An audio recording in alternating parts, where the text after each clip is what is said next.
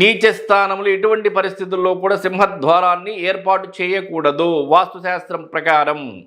ముఖానికి నోరు ఎంత ముఖ్యమో గృహానికి కూడా సింహద్వారం అంత ముఖ్యము.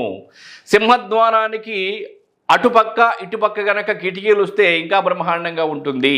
మరలా యజమానులు ఆరోగ్యంగా ఉండాలి అంటే, ఆ గృహములో నివసించేటువంటి వారు ఆరోగ్యంగా ఉండాలి అంటే ధారాళంగా ఆ ఇంటిలోనికి గాలి వెలుతురు అనేది ప్రసరించాలి. ప్రసరించినప్పుడు ఆరోగ్యానికి సంబంధించినటువంటి బలం అనేది ఎక్కువ ఉంటుంది.